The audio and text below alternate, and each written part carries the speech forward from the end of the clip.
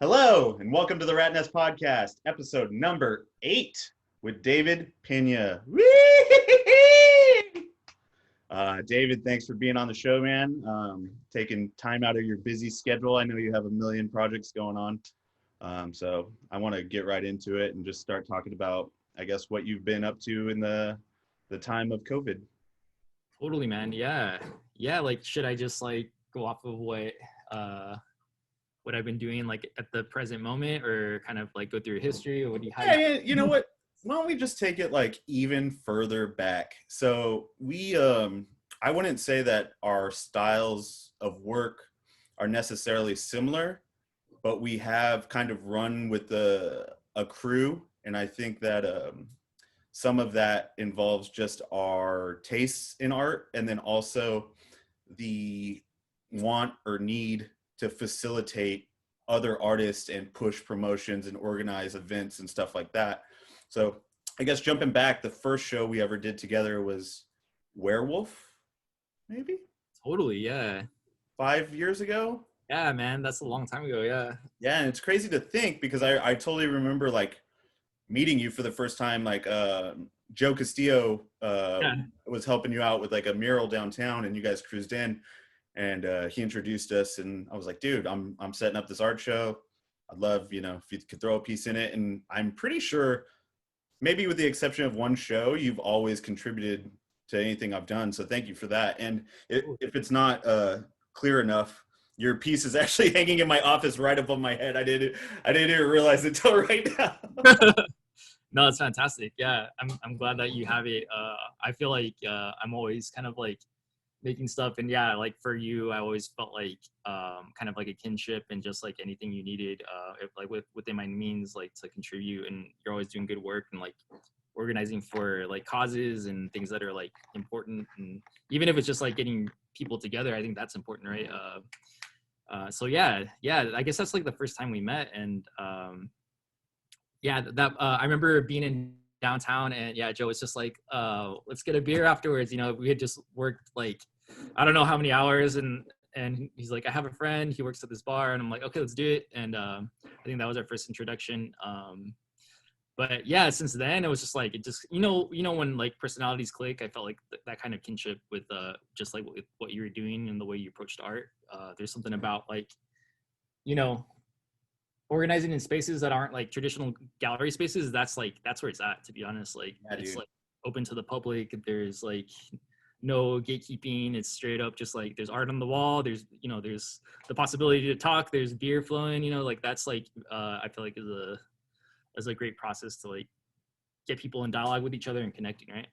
Yeah, and as someone that deals with galleries and kind of organizing more, I guess you could say, traditional style art events in places where they're traditionally held, as opposed to doing them in like restaurants and bars and stuff, I feel like you get a different vibe. I enjoy talking to people at every event I go to, but sometimes I feel like it's a little bit more natural or organic when it's in a setting that's a little less proper.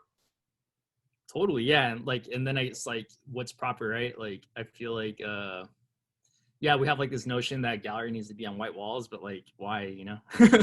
Like, fuck white walls. Like, it should be like anywhere that like, you can get art on the walls, right? Or it doesn't even have to be on walls. It could be on the floor, or like installations or performances. Hell yeah, dude. And then it brings out extra people that are hungry to get their work out there, that might be intimidated or denied having a piece in a gallery show or in a gallery setting. So you get a lot of kids that are hungry for it and want to just promote and be on board for the cause. So it's always really cool. I've always enjoyed every event I've done that I've helped organize. So thanks for being a part of that since like day one, man.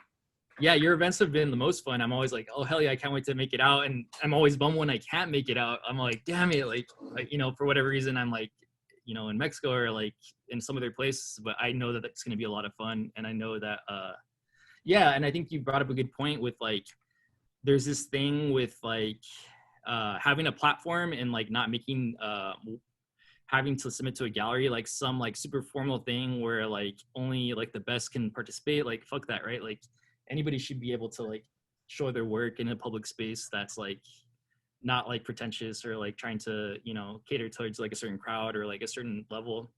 And I think that's why I love Zine Fest. Like I like the fact that we just like, as long as there's space, we bring everybody in. Like no, as long as you're not doing like racist or offensive stuff, like you know, pretty much like include everyone. And that kind of vibe, that kind of openness is like where it's at. Like I think if you are able to express yourself, like, and I think you very much so are like invested in like DIY culture, like that exchange of just like you just do it, and there's no like there's no restriction in the process. Like there's something that's like really important about that, and that's like formative, I think, for especially for young people to like kind of just to do it. Yeah, because they're always like, I'm not good enough. It's like, no, like you make a zine like real quick, you put together. Yeah, I think that's where it comes from, is my just like that crippling insecurity and doubt that comes with being an artist, that you don't ever think your work's like good enough for anything you're doing, or like at least me personally, like I feel like that a lot of the time. So it was more of, so you create this thing, you get some of your angst out by stapling all the zines together, or the physical process of screen printing something or whatever it may be.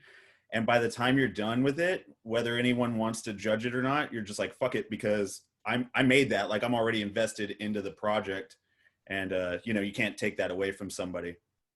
Dude, exactly, right? Like I think that's the thing. So you can't take it away. Like you accept it or you don't, or like but at least it's like out in the world. And I think that's like the first step too, right? It's like I think there's a lot of intimidation with showing yourself. There's like vulnerability in that process, and it's like, yo, just like check this out. Like I made this artwork, or I made this like writing, and yeah, I mean it's kind of scary to be like, yo, like this is who I am. You know, let me share this with you. Like, can we trade like who we are with each other? It's kind of like what you're doing with zine exchanges, right? Zine trades.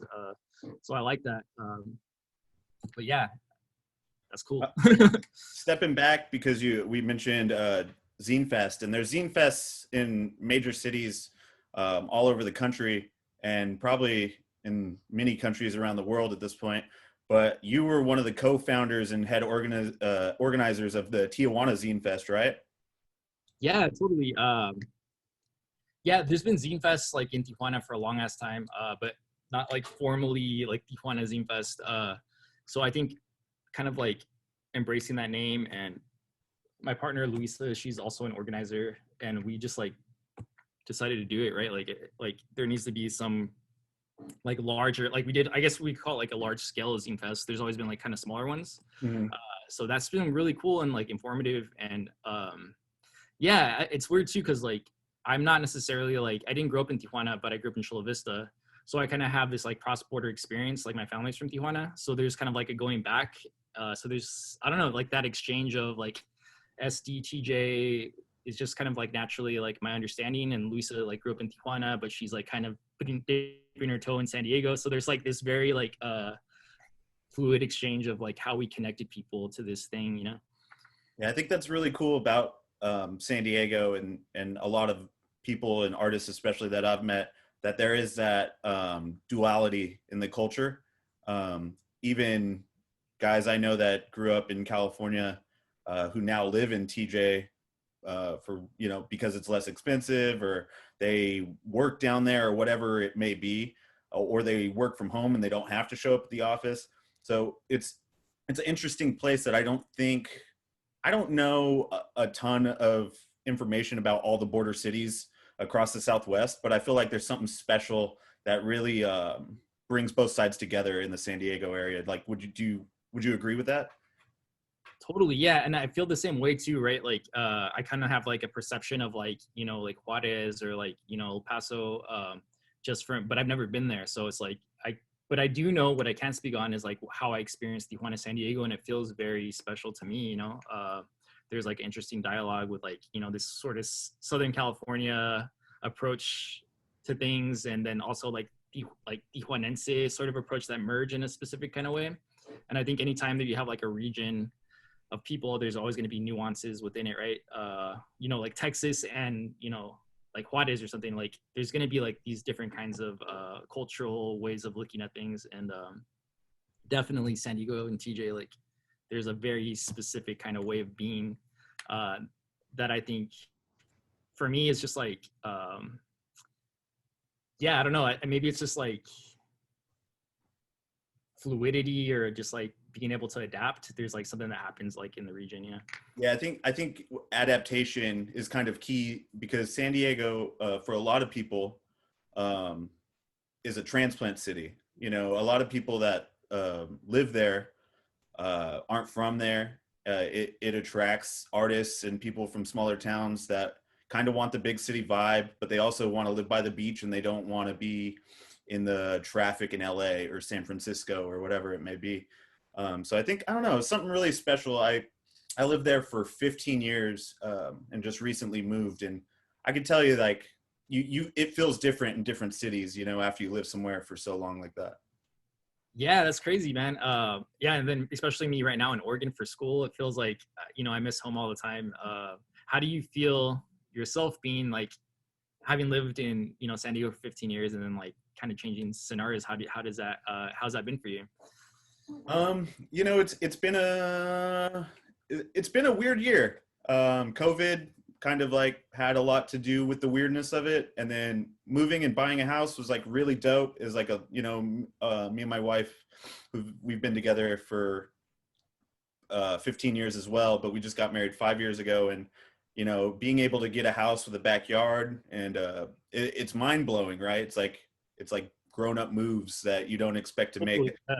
I'll be 34 next month, and I still feel like I'm 19, dude. Like I Same, don't. yeah. So it's been a trip, and it's been really cool in that way. But then moving out here, not knowing anyone, and kind of being restricted to the house was shitty. But you make the best of it.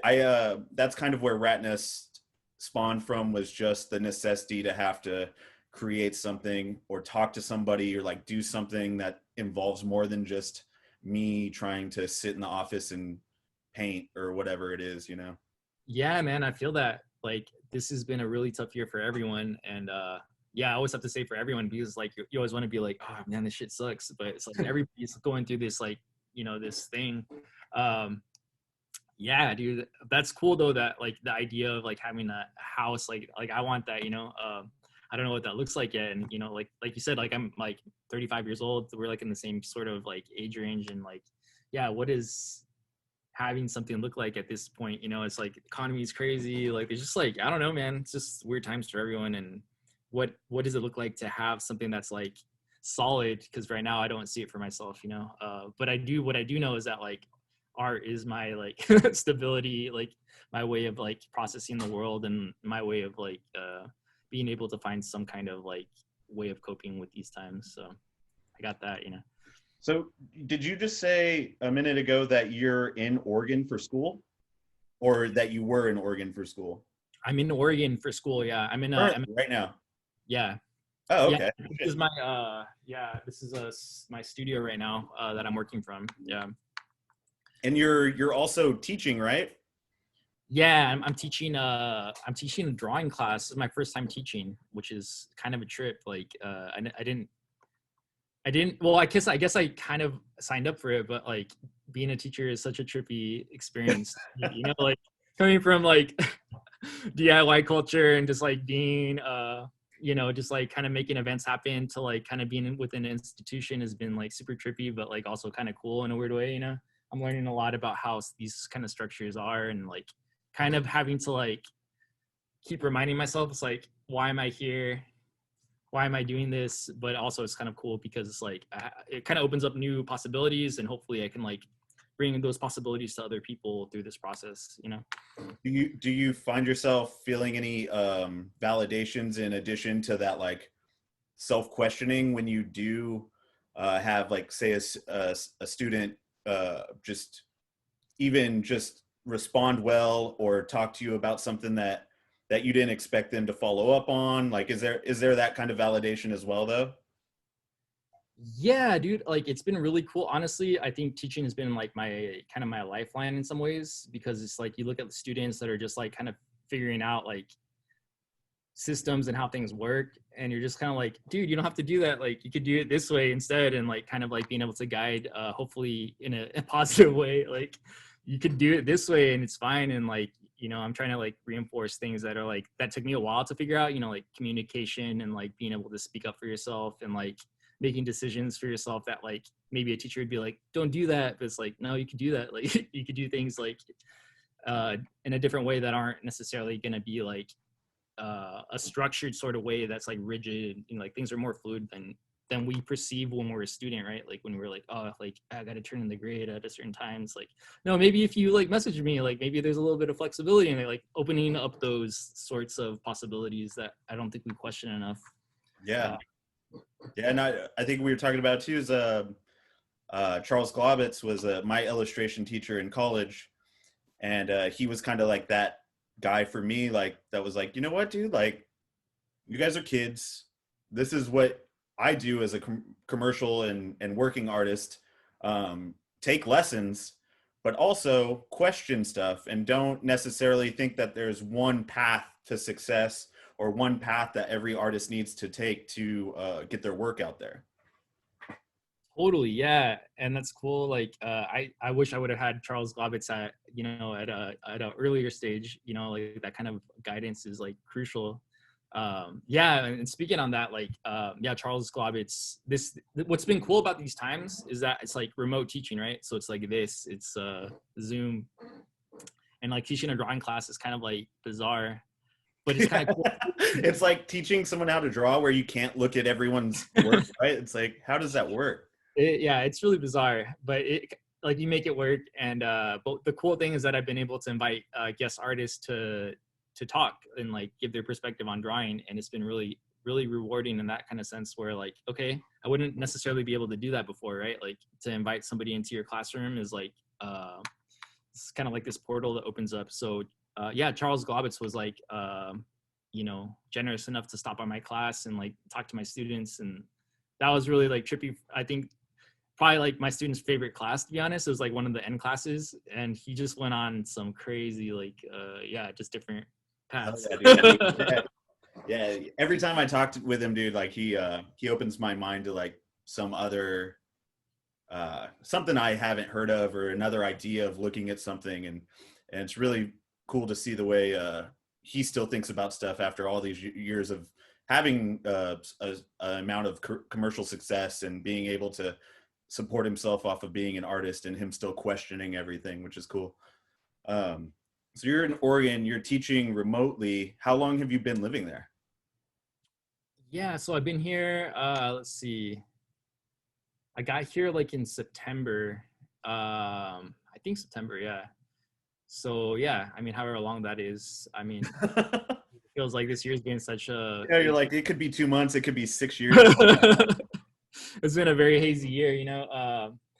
Yeah, so I've been here for a minute to kind of acclimate, and then yeah, and then I went home for the holidays just for a sec. But it's been the one thing that I have been appreciating a lot is nature. Like nature's really cool. Like it's not something that we have in Tijuana.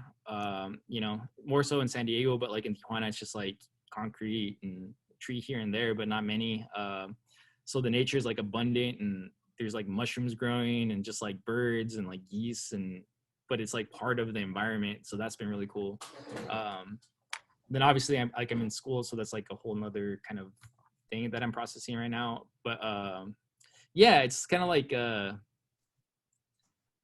I kind of wasn't sure if I was going to go back to school, and to be honest, I was kind of hesitant just because of everything that was going on. But it ended up presenting itself like as the best option. So this is where I'm at right now. Yeah, I'm like in Oregon, Eugene, Oregon. Oh yeah, dude. That's a trip. That's like a big transition. When we were talking about potential places to move, everything across the country kind of came up at one point, and yeah, we decided it was too cold. It's like, yeah, we don't want to live anywhere where it can snow. Yeah, that makes sense. This is probably a good choice, to be honest. I mean, we grew up, both of us, in the Inland Empire, so I don't know, Southern California's home. It's cool. And the Coachella Valley here is just happens to be a lot more affordable than San Diego County at the moment. Yeah, man, San Diego is expensive. It's super expensive. I don't know. Things have to change, obviously. Like I don't know how people do it. I mean, I don't know how any of us are doing it. We're just kind of like paycheck to paycheck and just like, but the thing that's fucked up is that it's just becoming normalized. It's like, okay, this is just, you Yeah. know what I mean? Like, it's like, this isn't normal. Like, That's the thing, man. You adapt and you just start to, like you said, it normalizes itself, and you think that, oh yeah, everyone pays this much rent, and everyone gets parking tickets every other day, and whatever, all the normal San Diego shit. But really, if you can, it's almost like if you can make it there, you can make it anywhere. Same with like LA and San Francisco. It's some of the most expensive real estate in the country. So it's like we got a 101 crash course on like how to get by, which was in retrospect nice. yeah, I guess so. Yeah. I'm always tripping out on like, yeah, but like what I hope is that like we could like that things could change, right? And I don't know what that looks like, to be real. I think we need to like have more advocacy for like better living situations. I mean, these people are suffering, right now, especially. So it's just like, yeah, how do we adjust? How do we make changes? How do we make like long-term changes? I don't know. That's like some other political conversation, but yeah.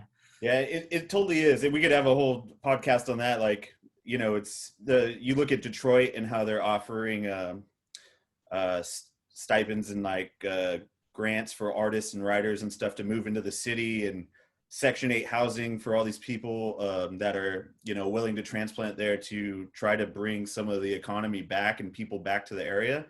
But Southern California doesn't have that issue. So it's gonna like really, the bubble's really gonna have to burst before anything changes, because right now it's on a steady incline and everyone's just paying into it. So they have, little to worry about in the short term of things, but that's another issue. Now I wanted to talk to you too. Before you left San Diego, you were working at the Museum of Contemporary Art for a few years, right? Can you tell me a little bit about like what you were doing there? Because I don't think we ever. I mean, I knew you worked there, but I don't really know what you were doing.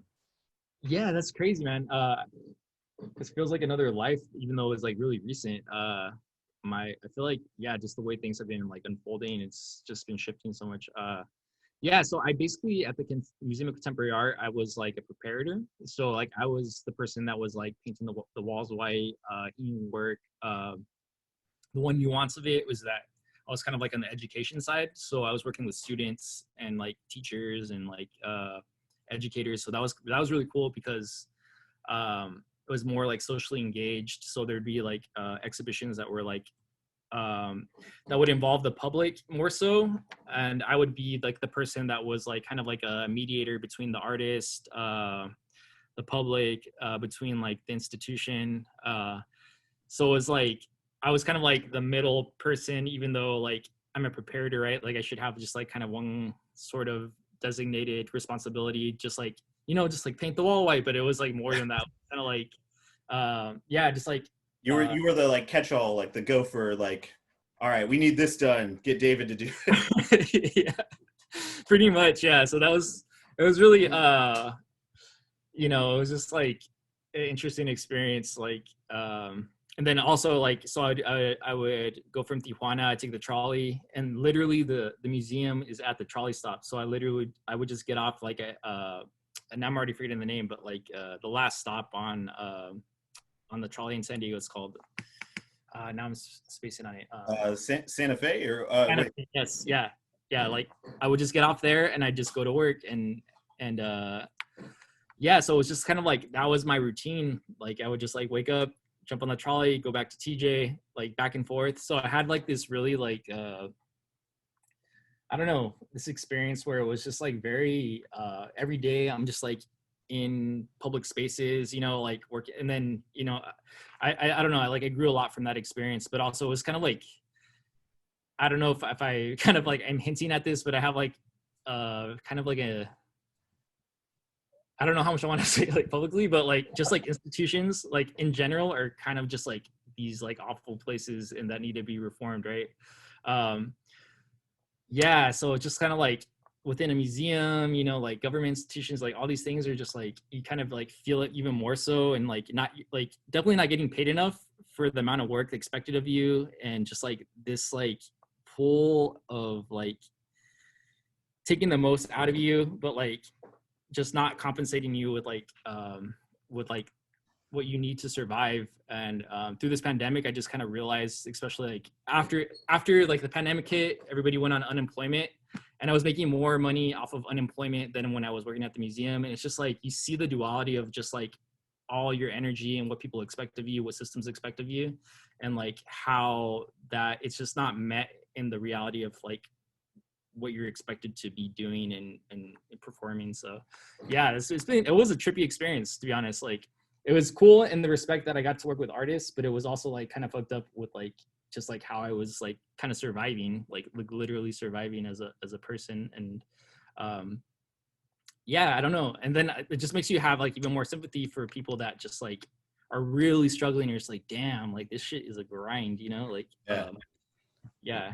Was there any time, like you don't have to answer this or we could edit it out or whatever, but was there any time that like you were working there and you just saw something that you were like, this isn't what I want to like represent or like be a part of? Because it seems like such a dope position. You work at the MoCA, right? It's like it's prestigious and it's in the contemporary art world. It's what you want to be doing. It's, you know, basically it seemed right up your alley. But was there ever a time where you're like, not just getting overworked, but you kind of saw the I don't know, like the hidden business side of it or something that you're just like, all right, this isn't even, it's like not even favoring artists? Because I know a lot of times when you work with galleries, they have the best intentions. They can be really kind, but ultimately they want to take half your money. It's like, yeah. Yeah, like I guess what I would say is that for me, like the reality of it was like it's cool, right? Like okay, you have this like opportunity to like be within this like world of like that you always look up to. Like okay, you know, there's like these contemporary artists that like have like all this clout and you know like clout and um they're successful, like quote unquote successful, and you're surrounded by them and just like people that are like interested in art. But then there's like the other side where it's like I didn't have a possibility of moving up, like to be real. Like I was just like the gopher, like to move up, like maybe, you know, like some people do, some people don't. And like yeah, for me it was just like pay was always the same. Like I was never going to get benefits. It's just kind of like they kept you under certain hours, you Right. know. So and you know, I was like there for a good amount of time to where like you would assume that there'd be a possibility for a shift to happen, but it just never happened. And it was just wasn't like it's basically not designed for that shift to ever happen. It's just kind of always like this like baseline Like they're gonna keep you on as an intern for as long as they can, basically, before they step you up anywhere. I mean, obviously you're getting compensated to a certain degree, but you know what I'm saying? It's just like it's always like a struggle to try to yeah. take the next step. I think it's just like a problem with the system, and I feel like there's good people within it. Like I could name a few people, but like just like you know, like they're trying to help, but like there's just like the reality of it is just there's a ceiling that you're never gonna move past, and it's only designed for like certain people that have like certain educations to like Right. move past, and that shit's kind of fucked up. You know, it's like Yeah, you know, that whole gatekeeper idea is like I think where a big line gets drawn with a lot of people. It's like, all right, who are you to say that this is yes or no? It's like old white man. I don't know. I mean, kind of is though, you know, and also it's like I think being there it kind of opened and being honestly like I've been in museums for a long ass time. Like even before that, I was at San Diego Art Institute, and like it's just the same thing. It's like I guess coming from like a DIY sort of perspective where like you just make shit happen and you see what they're doing to make their shit happen and like how little they do. It's like you could do so much more. You probably could do more with your resources to like pay people and like be like, you know, I don't know. It just like trips me out like so much that like how much potential there is and you're not seeing it within your employees. Like you're basically not seeing your employees the potential to like help this thing grow or like to compensate or just to realize like what it could be. It's just kind of like this is what it is and accept it, you know. Right, right. Like the structure's been there so long that like they don't diverge from it. It's there's a way to do things. This is how we do it, and this is how it's going to be done always. Like Like rethinking how to do things better, you know. It's like yeah. So like when you guys are doing Tijuanas Infest, for example, was there stuff that like stands out from like say the first year that you guys did it to the last couple of years where you could think like, oh, that was a a great move, or like that the innovation, or just including more people or better setup? Like, what was the growth like on that from year one to 2019? Yeah, totally. Like, and I feel bummed that we didn't do it 2020. I know people are doing like online versions, but like we're just kind of like, ugh, this is just hard enough year. Like, this is not. But yeah, definitely. Like the first year, kind of like we just kind of did it, accepted people, and like we made it happen. And that was like a whole learning experience. We kind of like have this thing where we want to have bands, and like so it's like basically like a mini fest, like music fest / zine fest, and have a stage and like a whole backed up lineup. So we learned a lot from that experience. We're like, okay, I ended up paying like pretty much everything out of pocket, which was like, okay, that's probably not the best strategy, but Yeah. it's cool too, though, Yeah, sometimes you have to, man. Like for sure with me in this Ratnest thing, I put a lot of work into it, and some financials as far as merch and stickers and little stuff goes. But it's just a lot of time and effort for the most part that you get a very, very slow return on sometimes. For sure, yeah. And like honestly, like I'm not much of a businessman, and I don't know if anybody knows this. Like I'm just like I wish I cared more about money, but I don't. So that's like always gonna be like it's been a forever problem that I've encountered, and for good or worse. So then like I think we got smarter about like how to like ask for money to like make it self-sustaining. So we kind of did like this sliding scale of like pay what you can, and if you can't pay, don't pay. And we found out that people are generous. Like people will cover other people's costs, and it just that was like a really like sick way of being able to include everyone, have it pay for itself, and like just make it like even cooler, right? So yeah, like in the fourth year we kind of worked our way up to like figuring that out, and it's been working. So yeah, it's been cool. It's like pays for like the sound equipment, it pays for like like guest workshops, people to like get paid for like like it's not a lot of money, but it's something, so it's like more like of a gesture. So that's been really cool. And yeah, just like learning how to organize like timing too, like where things can be spread out and like seem chaotic. We've gotten a little bit better at like honing in, like, okay, let's like pace this so that it has like a rhythm.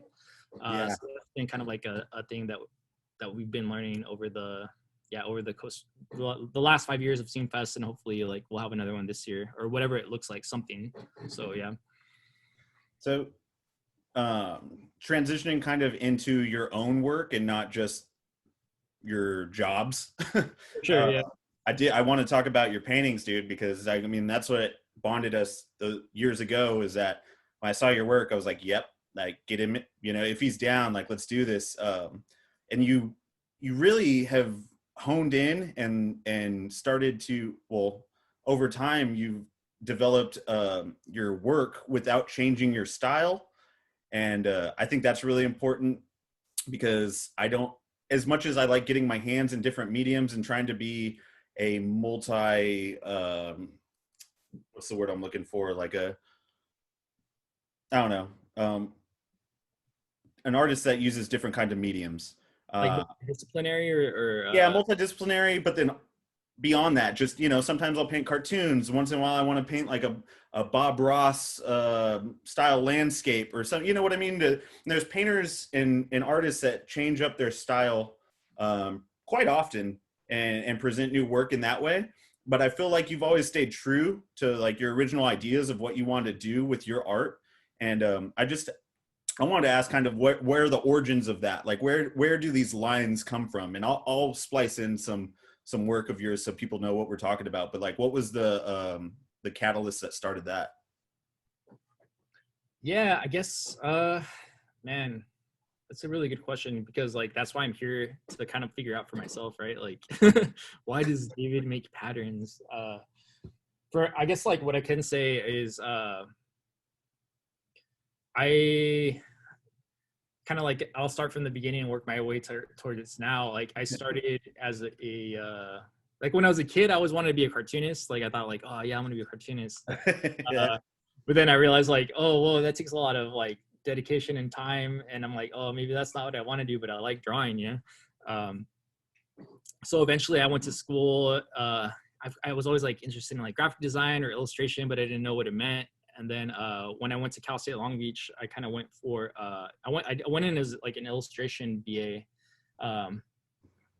And so I was taking illustration classes, and I was like learning how to do like, yeah, like illustrations for like magazines or like for album covers or whatever. And that was like, I'm like, I thought I was gonna do that, and then the more I did it, I was like, I don't know if I really like this either, you know. And then the more and more I did it, it's just like, okay, maybe I'm just like an artist, you know, like an artist in the sense that like I just like making things that express things, but not necessarily are meant for something particular, you know. Um, and I took a pattern design class. It was like making patterns on textiles, and I think that class like opened up like a whole new like, oh shit, I just like doing this. For whatever reason, like it resonated the most with me. And I've always liked making patterns, and it just kind of like I kept doing it after graduating, and I feel like it's my way of yeah, expressing myself.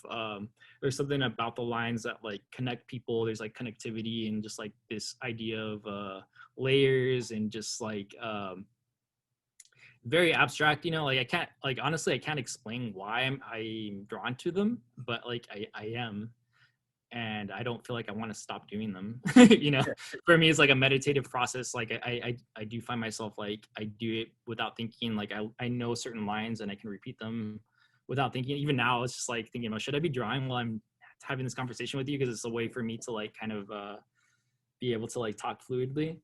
But yeah, it's just like I think there's something about lines and repetition, and that kind of plays into like my current interest in sound, where like repetition, like, you know, loops in music, there's something about repetition and loops that are just like the most pleasing healing sort of thing that I can do as a person. And I can't explain it, but it's just like where that's just like where my inclinations like lend themselves towards. So yeah. I mean, thank you for sharing that. But yeah, I mean, you're preaching to the choir to me. I feel like we are kindred spirits, bro, because I know playing guitar and stuff, loop pedals and delay pedals were always my favorite thing to mess with. Distortion, like heavy feedback and noise and just like gross texture and like all that. I didn't realize it at the time, but all of that kind of plays into my artwork. I like having that really like messy aesthetic to it, but then maybe having some clean lines that might represent, you know, that little hook that is the chorus or something, you know. And I don't necessarily think of that when I'm painting, but there's something subconsciously that we do to express what we like or what we feel, whether that we know it or not, you know. So when I see your work and like you saying that, it makes complete sense about the patterns and the repetition and finding those movements in those lines that you can recreate and that feel right to you. The last piece that you posted on Instagram was accompanied by a poem or last bigger painting, right? What did you write that? Where did that come from? Yeah, it's like, so this yeah, like I'm in school right now, and I just finished this term, but I was taking a creative writing class. And yeah, like I love writing, I love reading, um but I'm also like have an extreme intimidation to put anything that I write down into the public world sphere. I don't know why. I mean, everybody like struggles with something, right? And I have like a lot of just like, for whatever reason, like I feel more comfortable putting out like a painting of some weird abstract lines than I am expressing myself with like words. Uh, but yeah, I think this class kind of has been helping me just like, oh, you know, it's just like another, it's like painting, you know, it's like it's another way of expressing yourself, but it's a bit more concrete. You can like make associations. So yeah, I'm kind of on this trip where like I want to write a bit more and like express myself in that kind of way. I mean, it's for myself, and but I feel like if I just keep it to myself, like there's just no feedback, or you know, it's just like exists on my page. So I'm kind of like testing the waters, be like let's see how people respond to like these, you know, these poems. It's a way to talk about like these in between spaces, portals, like borders, like these things that interest me, and just like, I mean, you know, I'm curious to see how people respond to them, like anything, right? And it's kind of cool to hear what people get from it. And yeah, so that's like where my headspace is right now with like trying to write some poetry or like just like creative writing or like stream of consciousness writing, which like kind of like goes hand in hand, you know, like with like the fluidity of the lines and the repetition, stream of consciousness sort of writing, like just like things that I enjoy listening to. Like, why not try it out for myself and see how it feels, you know? Oh yeah, dude.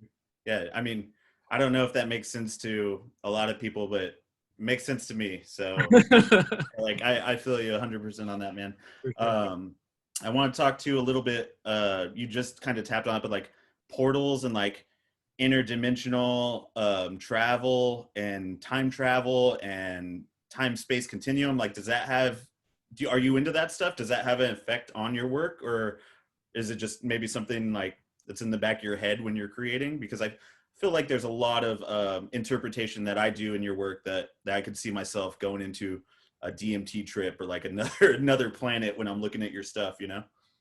That's cool. Yeah, I like hearing that. Yeah, for sure. Like, I feel like this idea of other worlds or other realms or like entering into spaces that you can't say with words, that I try to tap into with like repetition and lines are, you know, it's there. I don't know how to talk about it. That's why I think I do it with these like lines and repetition.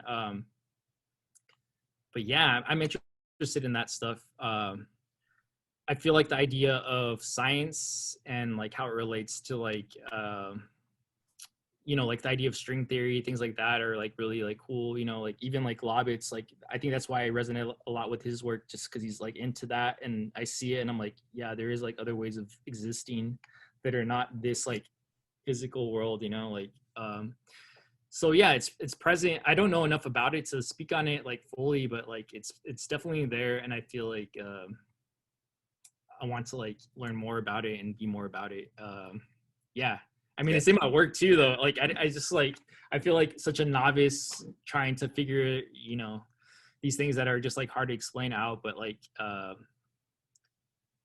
it's cool to like use art as a way to like ask the questions and like opening up the questioning for other people, probably. Right. It's like there's a more intelligent people that can speak on the ideas or the theories that go along with those, but I can kind of do it with the splatter of paint in my own way, or you know what I'm saying? Like Sure. we're, I guess, just maybe a little more visual as opposed to audio when it comes to those things. I still don't consciously do it in any of my work, but when something happens that's just kind of the perfect little messy splatter, or like something that wasn't designed to be there but ends up there and it works, I find something very, very transcendent in those little pieces. Dude, definitely. Yeah. And I feel like I mean that I guess that's like a part of my work, right? It's like trying to tap into the sublime, and that's like a hard thing to do. But you know, I think there's probably moments where it happens with my work, but that's like what I'm after. I had this series called like you know, this idea of after the ephemeral, or like you know, like looking for bliss. Like that's what I'm after with my work. Like I'm trying to tap into that thing that I think we all want, but like just don't know how to achieve like within our like kind of fucked up reality of, you know, just like things are heavy, man, you know, like, but like, what do we really want? That's, I guess that's like what I'm trying to tap into with like the repetition, with the lines, like with the, some sort of bliss. Like, I think lately I've been thinking about meditation and just like how we can achieve that like universally. And I know, I know when I say it sounds hippie, but it's like, that's what I want, you know, like, Are you into that? Like, are you into meditation and like just like that kind of extra consciousness, and like, do you practice that? Because I know a lot of people that do, but I personally don't, so I don't know much about.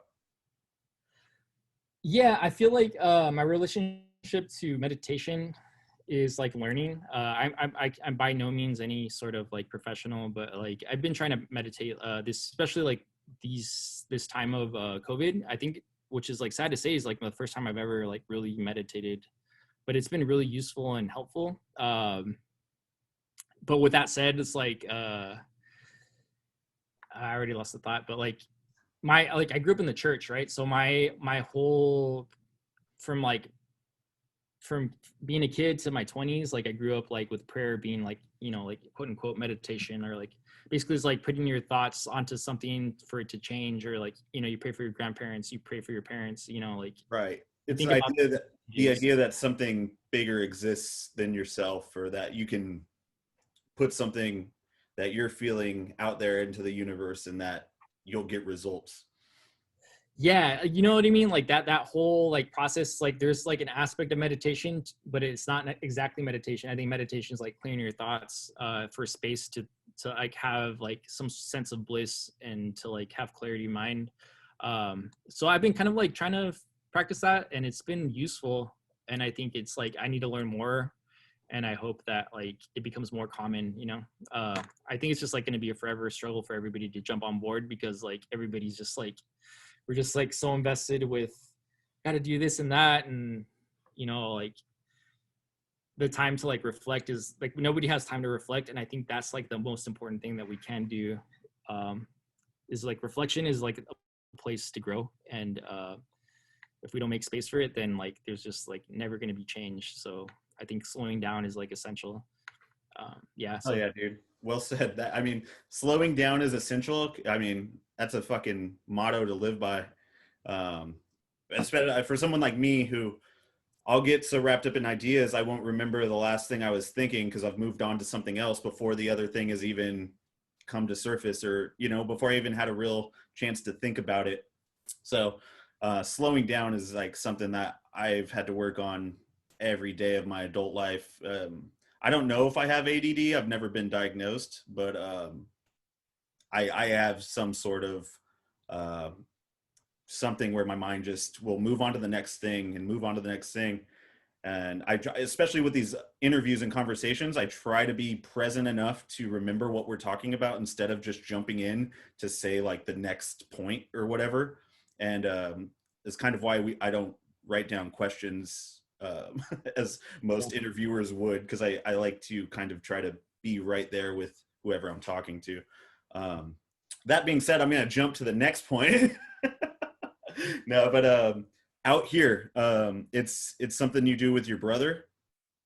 Yeah, man, out here is like the is the catalyst for, I think, my ability to work with the community and like where I'm at right now. Even, you know, like I think out here started when I got out of Cal State Long Beach, and my brother was living in Tijuana, and I was like in between, like should I stay in, you know, like the LA area, or should I go back home?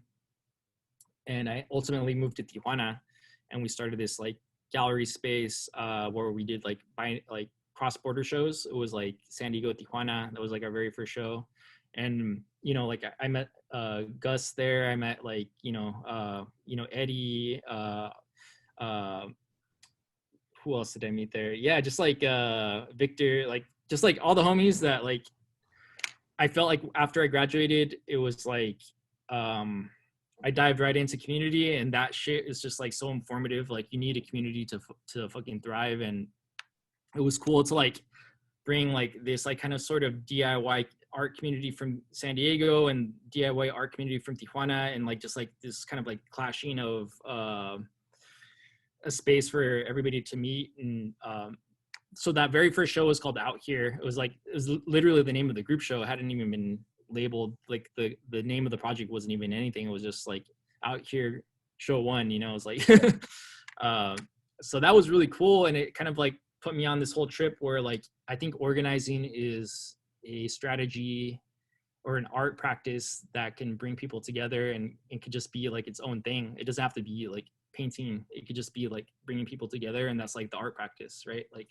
so yeah, it kind of just started a whole new trip in my mind that I didn't even know was happening, but it was just kind of more organic and kind of like observing and learning, and like learning like the right and wrong ways to do things. And yeah, so yeah, I don't know what else to say about it other than like I think Out Here is just like right now it's been in hibernation for such a long time, so it's like hard for me to like pull up the memories, but it was really cool to like have that space. And I guess it kind of does exist like as a studio space, right? Like my brother is in Tijuana, and we still have the same art studio, but like the gallery aspect hasn't been as active as it used to be, just Right. because of COVID, just because of like life. But it's not like I wouldn't say it's dead, you know, it just shifted. Right. I didn't even want to say or like infer that it wasn't a thing anymore or anything like that. I was just curious of kind of like how it came about, because I remember when you were doing those shows, and uh, I was hearing about it and just kind of thinking like, damn, that's awesome. Like I was, you and your brother like doing some stuff for the community, which is rad. Um, and then tell me about this radio show that you're doing now, because I want to learn from you. Yeah, so this is cool. Like, so this is like a whole new kind of world I'm stepping into as an new kind of direction for my artwork. I haven't done sound stuff for, to be honest, like I want to say like 8 or 9 years. Like I used to be in a group called the Illuminats, and we ran this label called Kill Quanti in San Diego for a good while, like at least 5 years, like 4 or 5 years. And that was really informative to me as like an artist. Like this is pre-visual art, like embracing like patterns, kind of like just taught me. I think even there at that point I was like learning about community and what bring, like using music as like a vehicle to bring people together, what that does. And like, you know, like kind of like these sort of niche, it was like very much based in like electronic beats happening in Los Angeles and also happening in San Diego, and like kind of like this regional sort of meshing of booking artists from, you know, Los Angeles, and then having them play in San Diego and like house shows and like Kava Lounge, like Casbah, just like these like smaller DIY spaces too. So that, yeah, I think that a lot of people don't know that about me, but like I come from that like very rich sort of place of music. Um, and I kind of lost the question, but So is the show that you're doing based more around music than art, or what's okay, like okay, let me get the back to fun of yeah. the show? Okay, Yeah, I'm glad that you reeled it back in. So so with that said, I started a radio show while I was in school called Kill Quanti Radio, and that was cool because I'd have guest artists come in, and it was like an hour show, but it was more like playing playlists, talking over the mic, and it would be like more structured in the traditional sort of way. So I have like an experience with radio that's like, you know, and I also worked for a jazz radio station in school, which was kind of cool. It's called yeah, KJAZ. yeah. 88.3, right? The jazz station at City College, or what? Oh, this is in Long Beach. Yeah. Oh, So it's at Long Beach. Oh, okay. this is another jazz station. So that was like kind of like I've always been interested in radio. Like I don't know why, but like that medium is just like such a cool platform because like so many people can listen and tune in. And but anyway, like so I have some experience with radio, and now after all this time, let's say like 8 years, I'm kind of going back to it. And NetNet Radio is based out of Tijuana, run by Aide Jimenez. She's like a DIY electronic producer, cultural organizer, educator. And I honestly was just like kind of interviewing people for this class that I have on human rights. And I'm just trying to like collect interviews. And for me, like, I'm always like kind of like you with this project with Ratnest. Like, I just want to talk to people. Like if things are so isolated right now, it's like, well, maybe this is the way, you know, like I'm going to adapt. Like I'm trying to adapt. And NetNet also adapted because they were a physical space and they do like the coolest like DIY shows in Tijuana. But because of COVID this past year, they turned themselves into a radio station. And I was like, dude, that's cool as fuck. Like you just like adapted, you know, like you change your format to like something that still connects people, but it's like, but now we're all remote. So like in that process of interviewing her for this like totally opposite thing, I was just like, I'm like, talk about Spanglish, talk about like borders, portals. And she basically offered me a slot on the radio show. And now I'm kind of like, yeah, I'm back into working with sound, and it's been really cool. Like I'm like I've always been familiar with Ableton, so I'm kind of relearning things, but I'm just like looping things. And strangely enough, like the idea of repetition and looping is like kind of lends itself to my visual practice. So I'm kind of like trying to figure out what it means at this point. And so I started a show called Ecotone, and it airs actually tomorrow, which probably won't be the same time that you air this, but it's like, yeah, it's my first show. It'll be about a week behind. I think you'll probably be next week on like the 25th. Cool. Is it going to be a recurring thing on Fridays that your show's on? Every third Friday, yeah. Every third Friday, and where can people check that out at? Netnetradio.com. Yeah. Yeah, so it'll be like a ongoing thing, and it's kind of like a new kind of way of making art and working with sound. Hell yeah. Staying connected. Staying connected for sure. All right, dude. Well, before we get out of here, like, is there anything else you have coming up or going on that you want to put out to the world, the whole like 50 people that listen to this show? Which will grow, and Yeah. your time, yeah, inviting me. No, other than that, I just like thank you for having me on, and I hope that I hope that we can reconnect. I'll be back hopefully during the summer, and yeah, I don't know, like hopefully we'll be able to like do some sort of like art show that we can collaborate on, and like be back in physical space, you know. Yeah. I would love to, man. And honestly, I'm kind of throwing around an idea of not a sub show, like it wouldn't be weekly or even bi-weekly. It might be like once a month, like you're saying, third Friday of every month or whatever it is, where I want to get people to draw and kind of just talk about process, but we talk about a lot of other things like when we do these interviews. So it's just going to be maybe it's 15-20 minutes and we just focus on like the drawing itself, or you know, why do you do this way? You know, I don't know. I think it's interesting to watch other people create, and I learn a lot from it. So that's just kind of like a side project I'm throwing around. And if it comes to be, I would love to, you know, do one with you and watch you work, man.